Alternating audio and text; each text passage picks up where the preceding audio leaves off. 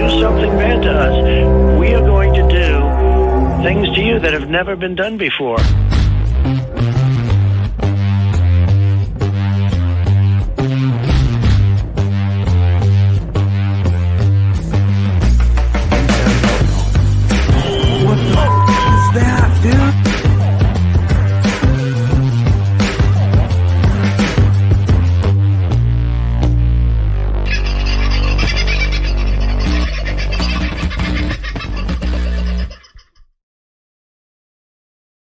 Well, good evening, folks, and I hope you've had a pretty great sort of a Monday. Please excuse the excavator that's just decided to drive up the road and now turn around and drive back again. It's one of those sorts of days around here on the property, I'm afraid. We're moving a lot of big trees and a few other bits and pieces. I'm very excited tonight to be joined by Senator Malcolm Roberts. It's the first time we've had an Australian Member of Parliament of any persuasion come on The Voice of Freedom. And for obvious reasons, I understand that appearing on shows like mine and maybe others can be difficult for politicians. For that reason, I've tried to be the middleman. I've tried to be maybe not too extreme, although I do have my moments, and I've tried not to be too far back in the background either. People who watch this show regularly know my feelings on many of these issues, and today we'll cover a lot of those.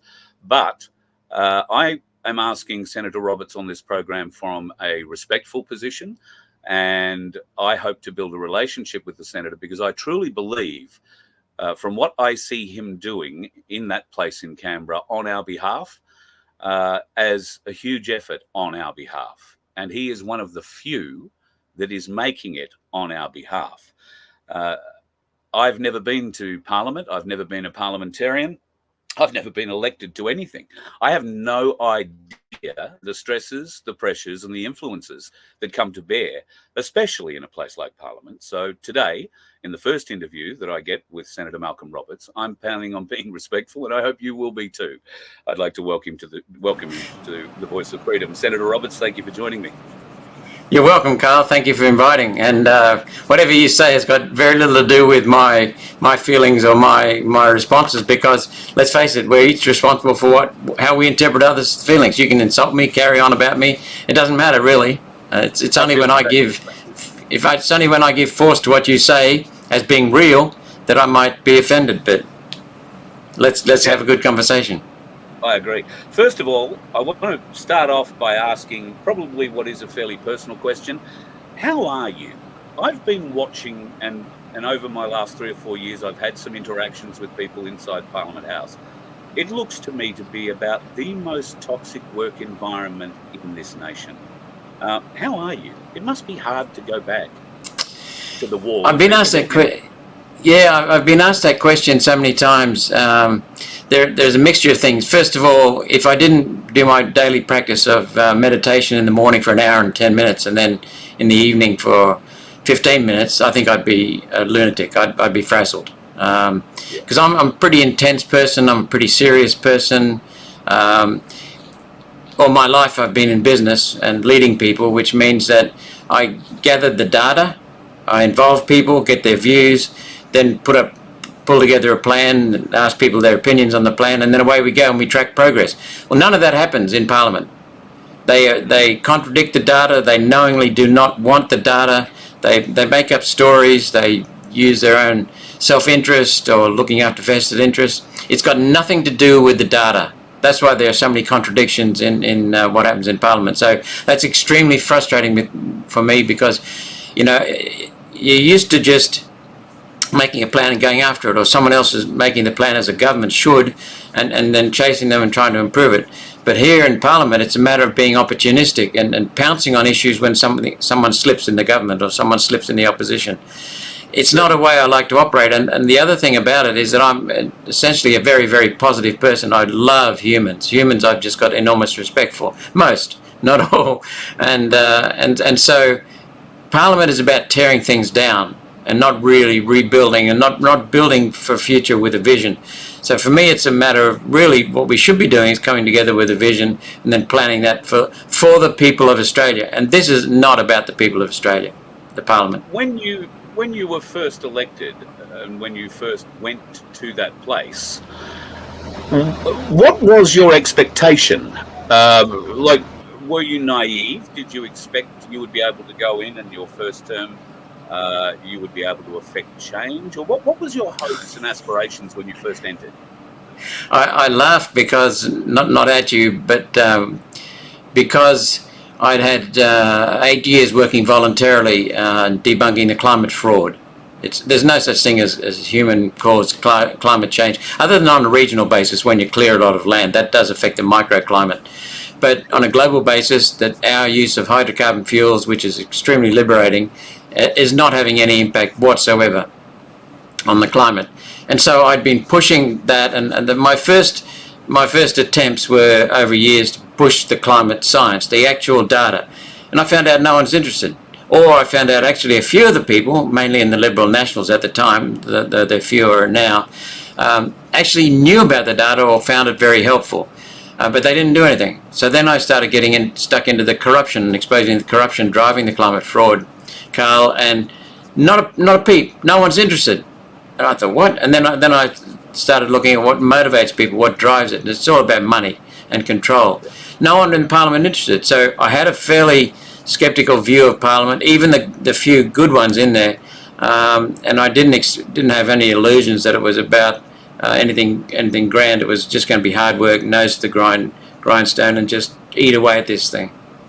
About the only time I'll ever watch too much of Parliament is when Senate Estimates is on, and I must say you are in fact, among the strongest performers, I would say, in Senate Estimates. I want to commend you. I was going to mention this a bit further down the track, but as we've got onto it, the CSIRO and climate change are responsible for many, if all, the major lies and the major lies that go to debunk the truth that you are trying to put out. I want to congratulate you. You didn't get the top bloke, but you got in Estimates. I saw that he had to resign or wound up resigning a couple of weeks later. How does it make you feel in Senate Estimates when you confront bureaucrats paid $1 million a year or near enough too? In some cases, CSIRO head gets more than $1 million a year. And they reply to your questions, which I'm assuming at Estimates they have some notice of, before they get there. We're going to be broadly speaking about this, and this. And they come back with, we'll have to take that on notice, Senator. Now, it seems to me like they're trying to avoid the public cameras and the public exposure of what the information and the data you are trying to get them to admit. Would I be right? No. Do you ever get it back? Do you get the answer? Actually, yes, sometimes we do quite often we get it back, and if we don't get it back, we chase it until we get it back. It's a game of cat and mouse. They're trying to stall, and they've actually been trained on how to do this, Carl. They've been trained on how to not give answers. Now, you're not correct when you assume that we give them notice of what's coming. They know broadly anything in the budget, so they should know their area. But I can forgive them for not knowing the details and having to take things on notice. No problem. Sometimes, of course, they take liberties with that because they really do know. But what gets me is that people at home are watching these monkeys and just throwing bricks through the TV screen or the computer screen, because they're just incensed at what these people do. Yeah. Same with question time in the Senate, asking a minister, or the bureaucrats in Senate Estimates. They think they're being clever in fudging, avoiding, dodging, colouring, enhancing, minimising. But people at home are going, why don't you just answer the bloody question? Why don't you stop dodging? They know. And what happens with us is we file these answers away and we come back maybe sometimes 3 years later. Progressively, each 3 months, we're building upon the previous. And then after 3 years, 9 sessions, we suddenly go, gotcha. And they had to remove one lady in Senate Estimates from answering my questions because it was clear that she'd lied. And we'd expose it. But it took us 9 times, 3 years. So sometimes we're asking... Is there a consequence, Senator? If I was to come before you and tell you a lie, whether you knew it at the time or found out 9 sessions later, is there a consequence to me for telling you lies?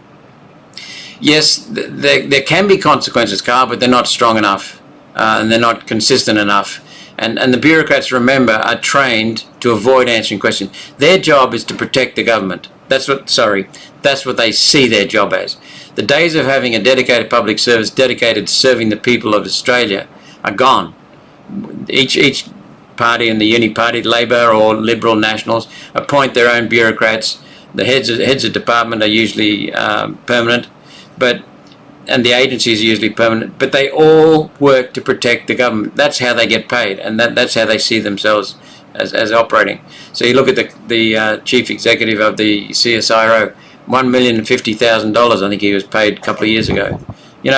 And they don't give us honest answers that we can trust. We know that they're fabricating and misleading and misrepresenting. That's quite clear. That's my conclusion. So I believe there is only a very small group of politicians like yourself in that place who are, I think, still dedicated to trying to fix this mess. But the biggest issues that we have is that the leadership of this country seems to be locked up between the current bunch of absolute corrupt buffoons and a bunch of even more corrupt but slightly more intelligent, I fear, which makes them sly and corrupt, Liberal Party. Obviously that can be broken, but we need more people to vote for the likes of One Nation or another offering. Now, Ricardo Bosi came forward in the freedom movement. I don't think that that's going to be too much of a solution for anybody. Can One Nation be, because there are a lot of disenfranchised people at the moment who don't believe in the government, don't believe that the corporation the government is acting lawfully or even under law. There are many questions that the people would like answered, but the only way I fear at the moment we have to even begin to swing the pendulum toward the people is to get behind politicians like yourself, or find more within our own ranks to join with maybe some seasoned professionals who know what they're doing. And Senator Rennick, now being an independent and going out under people first, may be an opportunity to attract that sort of vote. How hard is it to build relationships in that place? One Nation, maybe this new Rennick party, and I'm not sure, I'm sure you are aware, because there'd be studies of it done somewhere. You must be aware of the huge freedom movement vote that is looking for somewhere to roost. What can you do to attract it? Well, I think first of all we have to identify, as you said, the problem. The problem is governance in this country has sold out the country. We've ceded their sovereignty. When I say we, I'm talking about the uni party. And Labor and Liberal are just two cheeks of the same arsehole. That's all it is. Yeah. And they've been alternating in government. They've both driven the United Nations agenda, the World Economic Forum agenda, for decades now. It started back when the United Nations was formed. And we have to recognize the United Nations was formed to be the vehicle for putting in place an unelected socialist global government. That's not my words. That's their words, some of the senior bureaucrats. And they did that on behalf, they're doing that on behalf of the large wealth funds, BlackRock, Vanguard, State Street, First State, etc. And they own most of the major corporations in the world. You know, you look at the COVID, who made money out of COVID? BlackRock, State Street, Vanguard, because they own large chunks of Pfizer, Moderna, etc. They own large companies in this country as well. So we have to recognize that Liberal and Labor are basically two cheeks of the same arsehole, the uni party. And so we don't get a change when one gets into Parliament. And if people want evidence of that, just have a look at their policies. Climate, energy, COVID. Yeah. COVID, they worked hand in glove. The state level was Labor mostly, and federal was Morrison's Liberals. They worked together to jump on the people. So we have to recognise the core problem, which is that we are not being governed. We're being administered. We're being misrepresented. We're being gouged. We're being bullied. We're being coerced. So that's the first thing. Then the second thing is, how do you replace that? Well, in a democracy, you replace it by either voting for someone outside those two parties, which is what you're advocating, or you're getting more people to stand up and be candidates and try to represent us. And that's what we also need.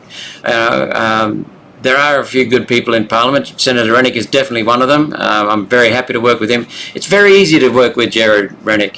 He and I are similar. We tell each other exactly what we think. And you know that if he says something, you can tell it's true. The same with us, same with Pauline, same with Ralph Babert. Alex leads me Antics, another good one. It leads me straight into my next question, because it gets to the building relationships in Parliament. Now, I'd imagine there's the micro relationships within your own party. There's the slightly larger ones, with the likes of Antic, Rennick and co. And then you've got to try and deal with these lying bastards on the other side at some point. Or is it just like the schoolyard? Because it looks like a schoolyard at the moment, that it complete with the bullying and the ignorance, the half-truths, the lies, and occasionally they'll take you out the back and beat the shit out of you to try and keep you in line. That has to end. The Australian people, at least the ones that I'm talking to, are seeing that, have seen it for years, and have had enough. It has to come to a close.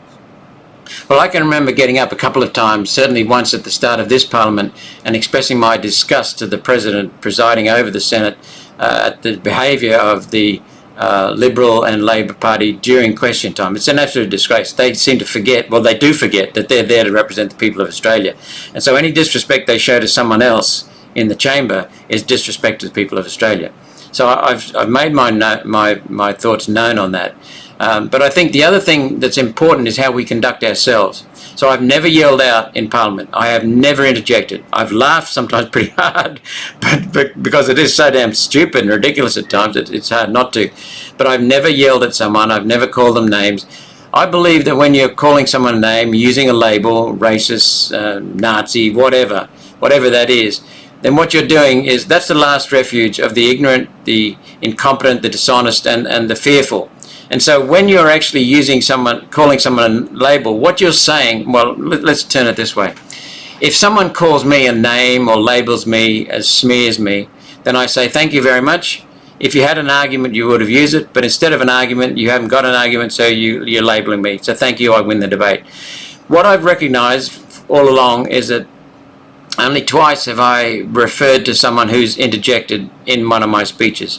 What I normally do is just turn up the volume and speak straight through them. And they know that they can't get me. They know that it just won't faze me. And so what I do is I rely on data, or rely on facts, and just beat them that way. Knowing that quite often, for example, the Greens, they can say that the increase there's an increase in cyclones, which is complete crap. But then I come in and give the data on the number of cyclones per year, per decade, for many decades. And then they come in and say the complete opposite straight away. So I know that eventually they're coming undone, because what I've noticed with the Greens, they used to yell at me a lot when I spoke. Now they don't yell at me very often at all, because they know it doesn't affect me. So I think it's a matter of how we conduct ourselves, because they're not going to change the way they behave just by us beating on them. So we've got to lead by example, I believe. I think you're doing a great job at it.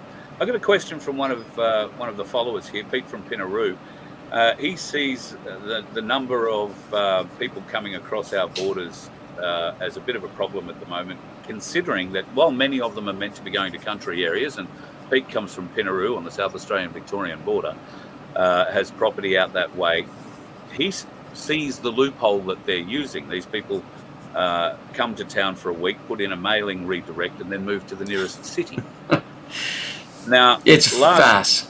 Yeah, it's a farce. Last week, they announced that they're going to introduce 240,000 new courses for international students next year.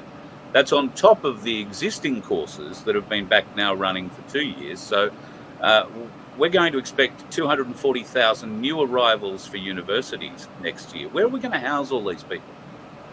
Well, that's something we've been asking and really forcing very, very hard.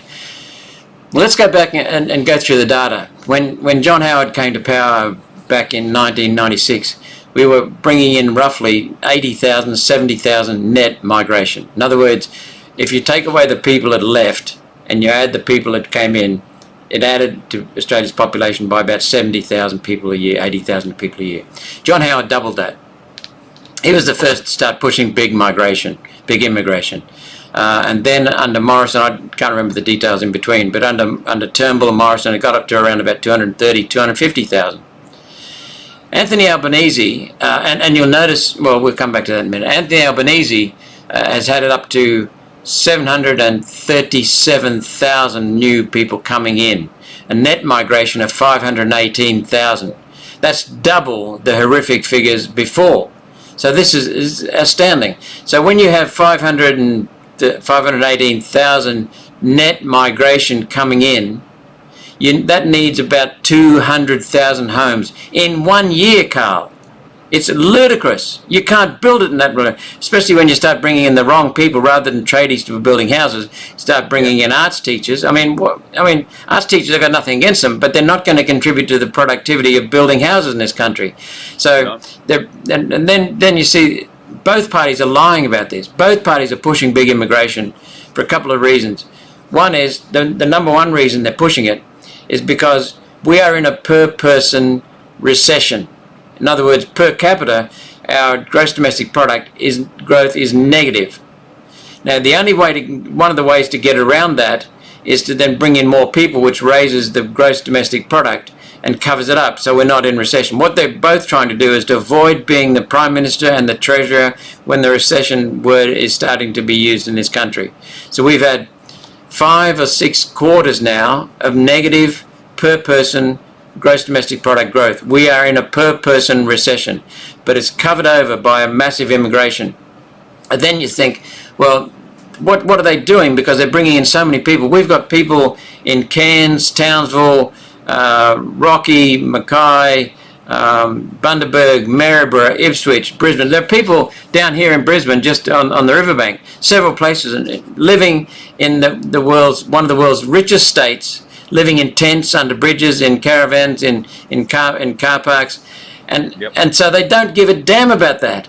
You can't possibly build houses quickly enough. And then so, in other words, they're giving the big middle finger to many people in Australia. Well, I'm not talking about hobos. I'm talking about people who are working families, going home, mum and dad going home to their car, to sleep in the car, and every few weeks getting moved on. That's no way to look after the people, and that shows the callous disregard and ignorance and incompetence of both the Liberal Party and the Labor Party pushing higher immigration. And of course, the people they're bringing in, particularly from the subcontinent, have money, and that's pushing up the housing market in, right across Australia as far as we can see too, making things less affordable for people who were already, due to the high inflation rate and the way interest rates have gone, already on that fine line of being able to keep the property they've saved their life to have and paid their life to have, and having to get out of it and, as you say, go and camp under the Albert River Bridge and hope for something to change. It's not going to change under the current or, dare I say, alternative government. So how do we help you instigate that change further? What do we need to do? Well, the most important thing in a democracy is being involved. Not many people are aware of the fact that our country is the first country, it's the only country in the world in which the people voted for the Constitution before it was brought in. That's a fact. The only people who can change our Constitution are the registered voters, the people of Australia. We elect the government every 3 years in this country. So in effect, the people are in charge. The supreme governing institution of our country is the Constitution, and the people in charge of the Constitution are the people of Australia. So the people should be in charge. In a totalitarian dictatorship, the people are scared of the government. And look at what happened under COVID. And right now, people are still scared of government. In a true democracy, the government is scared of the people because the people rule and they say, we've had enough of you, out. And so what we need to recognise, first of all, is wake up as a people, I include myself, wake up as a people and say that, okay, Labor's doing badly, therefore we vote Liberal. No, that's just prolonging the pain. So what we need to do is to, first of all, wake up ourselves as citizens and say, none of this bullshit about Liberal Labor. Let's start getting some other people and giving them a go. That's the first thing. There's a lot of people on this side of the argument that have a serious distrust of the voting system, believing it too has been corrupted. What are your thoughts on that? Well, we've been, and I must say, people give me credit for what I'm doing in Parliament, but a large part of that credit goes to my staff, because I can be the mouthpiece, sure, but I don't do all the work. They do a lot of the work. Now, we've got a couple of very, very good staff, more than a couple of very good staff, but a couple who focus on the Australian Electoral Commission. And the Australian Electoral Commission were tired of me walking into the Senate, into Senate estimates, and hammering them about key things in the electoral system. We eventually got many of those things ironed out, and they proved that they either changed things or they actually confirmed that what they were doing was correct. I introduced a piece of legislation, Carl, that was called the Election Integrity Bill. It included voter ID, but it was above all, it was two main things. First of all, an audit of the election process. The federal government election, the federal electoral system had never, ever been audited. Never. Not one result in all many election results. So I introduced this bill requiring an audit 6 weeks before the vote was cast, ballot day, to make sure the systems were correct, and then 6 weeks after, or once the process of voting had been finished and all the counting done, to make sure the processes had been followed. We got cyber security people involved, and we put together this legislation which required the audit and also called for voter ID. When we put that into the Parliament, Liberals voted against it, Greens voted against it, Labor voted against it, Nationals voted against it. But to their credit, the Liberal government under Morrison, what was his name, Ben Morton, came to me. He's now out of Parliament, but he came to me and said, we like your audit provisions. We actually like them a lot. We'd like to change a couple of tweaks on them, basically name changing, and then reintroduce it. And they did. And it went through the Parliament easily. So it became law. So as a result of my legislation introduced into the Parliament, we've had the first audit last election.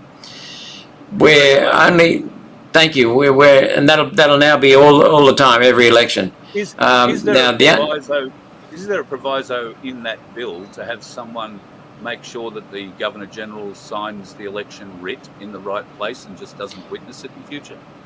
That'd be part of the audit. That'd be part of the audit. So because that's part of what's required. What was I going to say there? Oh, that's right. The voter ID provisions were not passed because the Liberals didn't introduce them because they know Labor won't support them. Labor will not support voter ID. We know why. Yeah. But basically there are two main provisions. It got to the point where the Australian Electoral Commission, every time I walked into Senate estimates, would, oh no, he's back. But what we got to the point was they actually came to my office, flew from Canberra to Brisbane with the head of the Mr. Rogers, Tom Rogers, I think is his name, and two very good staff, very impressive people. The Australian Electoral Commission they're not no slouches, but they came up and reassured us about many of the things, and they corrected some other things. There are only two things now that we're not happy with, and that is we believe the voter roll should be updated with a house-to-house check. They claim they do it through other means, which is plausible, but we don't think it's as good. And the other one is the two main parties, the Liberal and Labor, can mail out what are called postal ballots. We don't think that should happen. We should think that they should come from the Australian Electoral Commission. But Carl, we're satisfied now that our electoral system is strong enough so that if there's anything that would affect the outcome, it will be dealt with. For example, we had a rerun of a Senate vote in Western Australia around about 2013, 2012, in which a senator was not elected, and he should have been, and they recast the ballot at a second go, and he got in, sure enough. So I think that at the moment there's nothing. There may be small errors here and there. It's hard to go through 15 million votes without any errors, but the system is such that the errors would not affect the outcome of the election. We also know that our system is not like the corrupt American system. It's not electronic.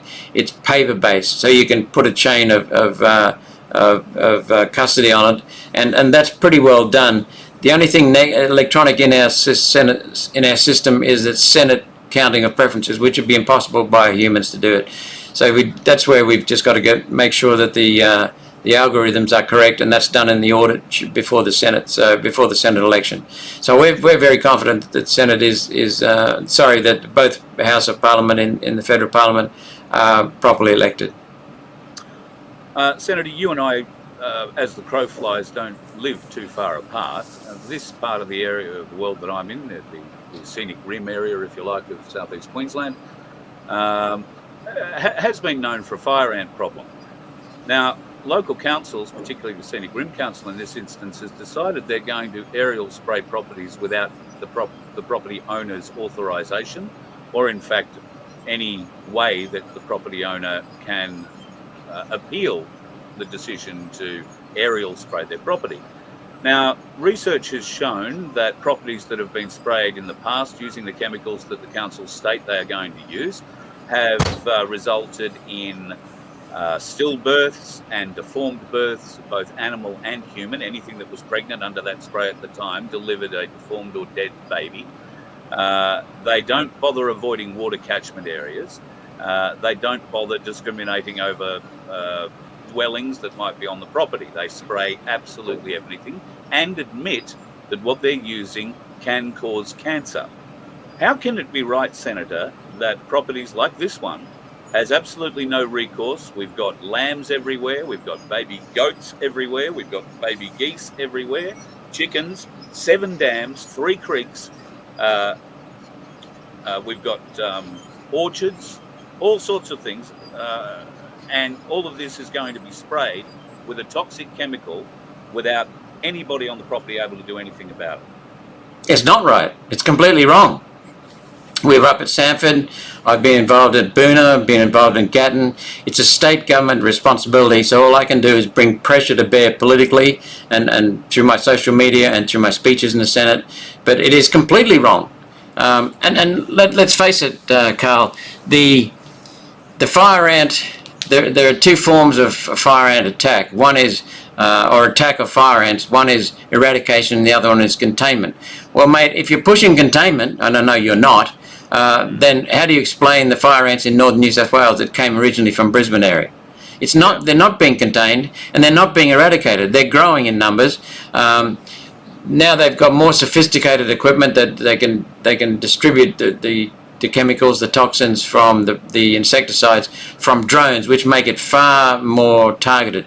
But when that's one thing that they're doing. But the other thing is they're still doing spreading by helicopter, and they're spreading the toxins in areas where there's no proof that fire ants exist. There's no proof on the ground that they've got fire ants, but they're doing exactly what you said. Here. No, never seen a fire ant here. And I've shifted 200, 300 tonne of dirt in the last 2 weeks around here. Never seen an ant. Yep. So the other thing I'm told, I haven't checked it myself, but I'm told from pretty reliable sources, is that the person who provides the chemicals for the treatment of these fire ants, supposedly, is also the one who holds the contract for distributing the chemicals. Oh. That, to me, if it's true, is a huge conflict of interest, and I understand he has got connections with the Labor government, members of Parliament. So that's something you've got to look at. But there are people in the communities around Sanford, around Gatton, around Boona, rising up, and you're not far from Boona, and the scenic rim is absolutely gorgeous. But you know, I think it's very important to get the power of the people to stand up and expose this. We're certainly willing to get in and help spread the word. We haven't got direct influence federally, but other than asking questions about the finance, because a lot of the finance comes from the federal government. Yeah, right, okay. Well, so we can get involved that way. Something you will be able to get involved with, because instead of the fire ants being sprayed, it's we the people. The Australian government have approved a licence application from Big Pharma Paxvax company to be able to spray a GMO vaccine consisting of live bacteria over Queensland skies via the geoengineering program. That'll be the chemtrails that everybody says don't exist. The Office of Gene Technology Regulator says that the vaccine qualifies as a limited and controlled release under Section 50A of the Gene Technology Act 2000. What are they going to spray us with, Senator? I don't know, but I'd like the information on that, please. I've got 2 people in particular who are very, very strong on health and medications, very, very strong on that, and so I would love to get that information.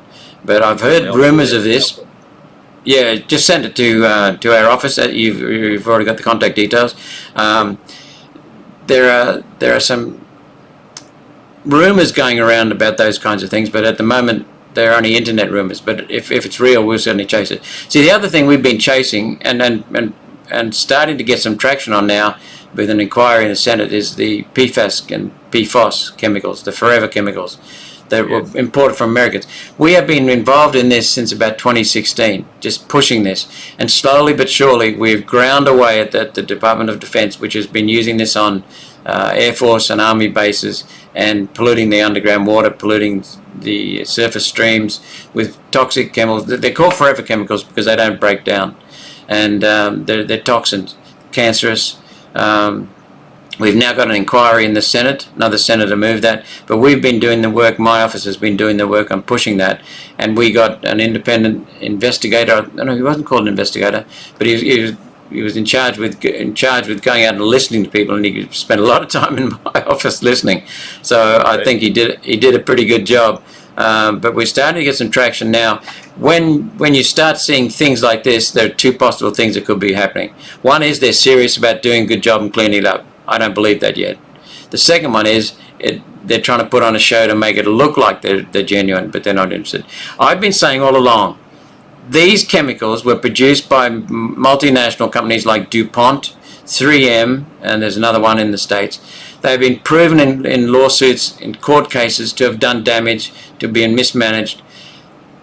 Why not take that, the Department of Defense, compensate the people who have been wrecked in this country, whose lives have been ruined, and there's some horror stories about this, and then apply and then sue DuPont, 3M for damages. Why don't they do that? Well, I think there is a way forward doing that on many levels. However, there is also a great deal of frustration with our judiciary because COVID proved that.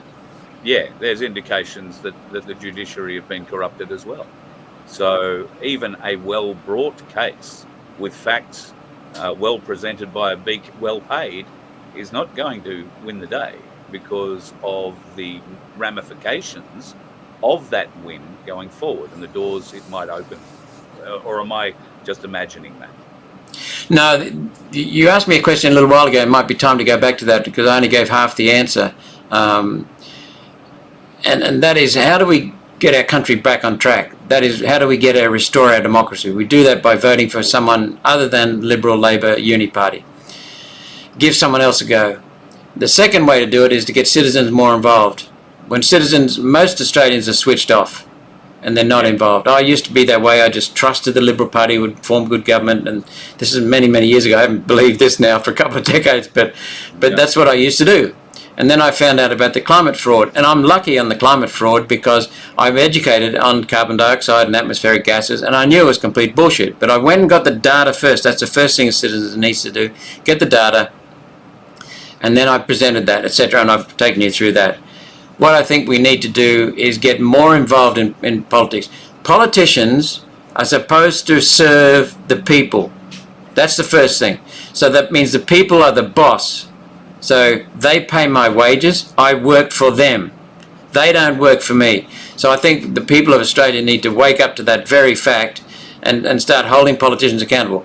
Get your local member of parliament. Get your local councillor in the local council. Get the state member of parliament. Get the federal member of parliament. Your federal senators. Visit their offices.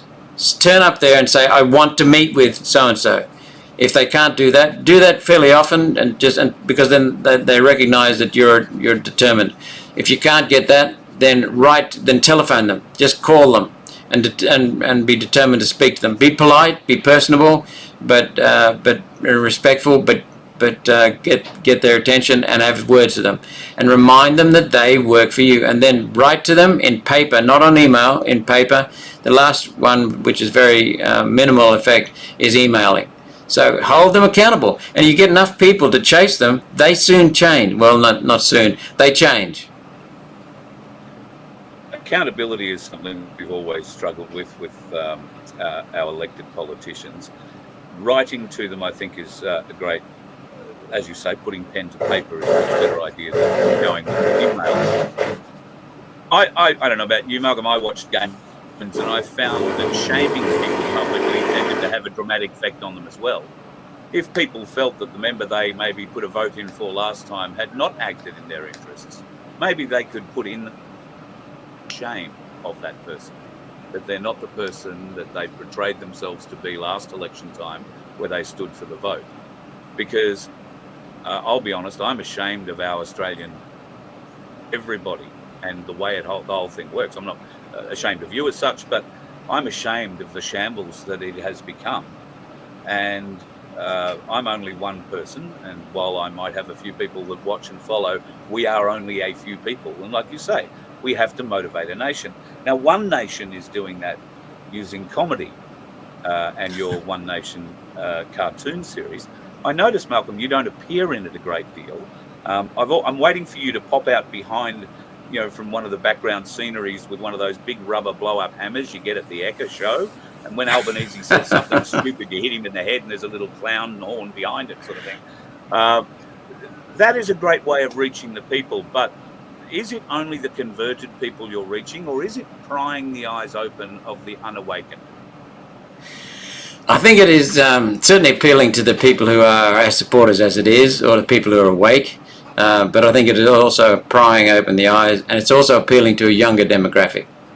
The younger demographic switch onto that more so. So, but we have to use many different ways to get to our audience and to wake people up. How will you motivate that younger demographic to turn up at the polls and to put one beside your name, or One Nation? Well, I think it's very, very much a matter of how we communicate and how we make sure that people understand this is affecting you. When you look at the people who are going to be affected most by the massive immigration are the people who are in the early stages of buying a house and who can't afford to buy a house. They're largely younger people. When you look at the cost of living, groceries, people who don't have much money in the bank are the younger people. They haven't built their savings yet, and they won't get to build savings at this rate. So cost of living impacts, energy impacts. But also the younger people have been conned into this environmental movement that says humans are nasty, evil, greedy, rapacious, uncaring, unkind. But they're now starting to realize that when you destroy a beach, destroy an offshore view with a hideous wind turbine that's killing the whales and the dolphins underneath, when you flatten acres, well, square kilometers of ground and vegetation and pristine farmland to put in place expensive solar panels that don't work efficiently, then you can see that that's driving destruction of the human habitat, it's driving destruction of the natural habitat, and it's just driving destruction of our economic habitat. So younger people are starting to wake up that exactly, the younger people are starting to wake up that government's not working for them. And then the other thing is that young people are very interested in their health. And what happened over COVID was complete lies, contradictions, distortions, misrepresentations, deceit, and people woke up. They woke up to what Labor and Liberal were both doing together, and that was actually hurting people's lives, needlessly. A lot of us are waiting to see consequences for that. So am I. I know you've been an advocate, and a very strong one, for facts in evidence in what Big Pharma were producing and decisions that were made. The TGA, in my view, have a huge amount to answer for, although the head of the TGA now has gone off to his well-funded job with Big Pharma. So I don't know how you bring these people to account. We cannot let what I believe is a genocide continue and go without there being repercussions. How do we do that when we've got Labor and Liberal in power? I agree. Well, what we've seen is the first time Pauline and I pushed a bill against they're not vaccines, against COVID injection mandates, we got 3 votes for. Pauline, Roberts and Babette. That was it. The last time, just a couple of weeks ago, we got 11 votes for it. And some of the Liberals, who normally don't cross the chamber and vote in opposition, they voted with us. And so that's full credit to them. And then we had some of the others who do that occasionally on COVID, they did it again as well. You'll notice that when Morrison was in power and they spent billions of dollars, $18 billion on injections, that we asked for them, Pauline and I asked for the contracts, copies of the contracts. And the Liberals said, no way you're getting those contracts. When Senator Antic recently, or last February, moved a motion requesting the Labor government to provide the contracts, most of the Liberals voted for it. So bit by bit, people are waking up, and there are a couple of senators, I won't single them out, who have been traditionally silent, but now know there's something seriously wrong with what's happening in our country. And they're starting to question, and they're starting to wake up, and they're starting to agitate. So what I've also noticed, you know, I do whatever I think is right based upon the data and the facts. But sometimes I think, are the people with us? You've raised a very interesting point, that many are now starting to wake up. Those people were put in that place because they were respected. Assumedly, the people who elected them into that position didn't elect a moron. They elected somebody who has the capacity to know right from wrong, the capacity to view data and to assess data, to take advice but not take it on and be brainwashed by it. And yet all of a sudden now they seem to be waking up. Have we got low intellect as our representatives in Parliament for the most case? It depends how you measure intellect. If it's in terms of IQ, then there's a normal distribution of people in the Parliament. Some higher intellect, some lower intellect. No morons, really. But if you talk about emotional intelligence, then we've got some real morons. But the biggest thing of all, it applies to boards of directors, it applies to sporting clubs, it applies to corporations, it applies to wherever you form groups. You find most people want to sit back and follow. And they don't want to put up their hand and say, hey, I'm sorry, I don't know. Can you please explain that to me? Or I made a mistake, here's what I meant. They're just not willing to be vulnerable in public. Whereas I think that's essential to strength of character, it's essential to honesty. So the majority of people in Parliament are ignorant, stupid and gutless, but intelligent. And there's also a professor of psychology, I think, Matthias Desmet from Belgium, and he was saying that people fall into mass psychosis. And that's what happened during COVID. And mass formation psychosis, they're basically brainwashed.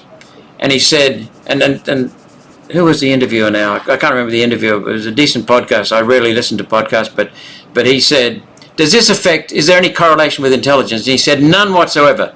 Some of the brightest doctors were the most fooled by the COVID injections, and they had boosters.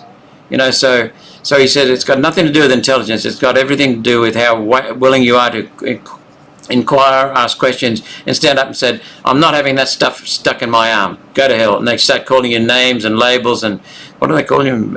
Vaccine denier or vaccine hesitant. You know, the usual crap. Climate denier, racist, Nazi, etc. One of them. Yeah. So long as you don't pay any attention to them, as we've explained before, that just falls off your back like water off a duck's back. So the majority of members of Parliament have two things going against them. They're normal people, which means they can be prone to being blackmailed, intimidated, silenced, and of being afraid to go away from the norm.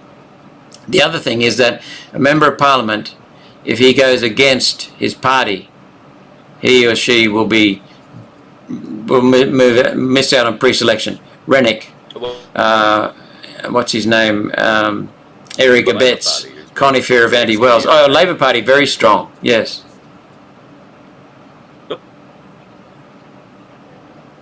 System had a bit of a hookup. Sorry, there, Senator. So what we're seeing, Carl, is a lot of people, you know, they put shit on politicians, and deservedly so, but then they turn around and say, well, what's your opinion on this? Won't treat me as an expert. Maybe if you ask me my views, but what I'm saying is there seems to be a love-hate relationship with politicians. They put shit on politicians, which is deserved, but then they go and seek their advice and kowtow to politicians. I don't get that. I just don't get that. People have to stand up for themselves and then make the politicians stand up for themselves. Absolutely. Senator, you've been very generous with your time for today for the Voice of Freedom audience. I can't leave you without asking one question, and it refers to the 28. Now, I've seen your statements about the 28, and obviously there is an ongoing battle to awaken the Governor-General to his responsibilities every day at 10 a.m. From a bunch of very dedicated people down along Lake Burley Griffin in Canberra. You've made a statement saying that you can find no evidence of anything to do with the 28 names listed in that document, and yet No, that's not what I said. That's not what I said. I don't mean to misquote you. I was trying to paraphrase. So please, what can you explain it to us? So when I first heard about this, we had a number of constituents calling us and saying, "What are you going to do about this?" So I watched the YouTube clip from Senator Bill Heffernan when he was in Senate estimates hearings, and I eventually tracked Bill down and contacted him. And he was like so relieved. He said, "At last, a politician has actually contacted me," because he retired from the Senate. And I said, "Can we come to your place and meet with you and have a look at the evidence?" And he said, "Look, I'll come to your office." So he came to my office, and I have a barrister in my office. He's a very good barrister, done a lot of work for advocacy, a lot of broad experience, not just court. And he and Bill and I decided that what would happen would be Bill would come back again. They'd go to a building in Canberra, or I think it was his daughter's place or whatever. Anyway, don't quote me on that, I can't remember the building. But anyway, my barrister and he would go through the data piece by piece. So then my barrister said to me, "There is a list of 28. So we never deny the list of 28. And there is a former, long ago Prime Minister on that list of 28. Yes. But the whole list is not signed. The whole list is inadmissible into court. It'd be totally useless." So I said to the former senator, "Can we make a video explaining that this is not admissible in court? It's not of no use. We think that pedophilia is an abhorrent crime. It must be stamped out." And he said, "I don't want to get any further involved in that because there are people who are after me for defamation." So I respected that. We then found one of the researchers in my office found an excellent website which explained the 28 and everything around it, and we happened to line up exactly with what we concluded from our research, and so we posted that. We posted my own video made on that, and we posted our summary of the evidence. So in other words, there is a list of 28. It is not evidence. If you try to use that, it would be inadmissible in court.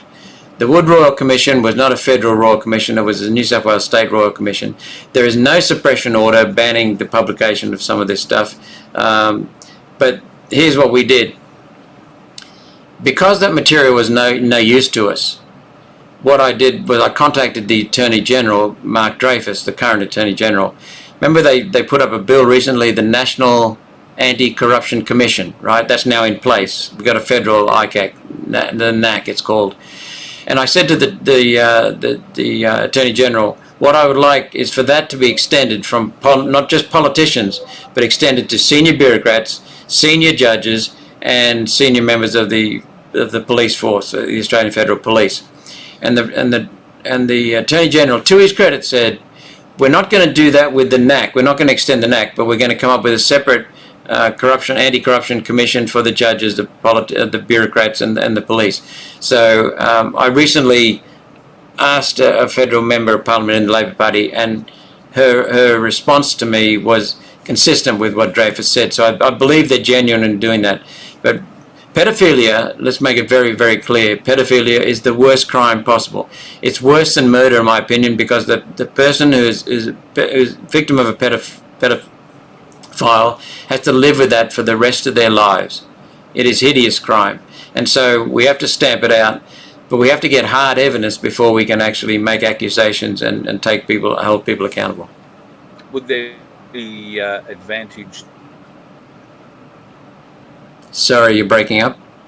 Questions that he refused to answer years ago as well, on the Sorry. fear that it would undermine George Brandis refused to answer questions to Heffernan years ago on the grounds that it would undermine the public's.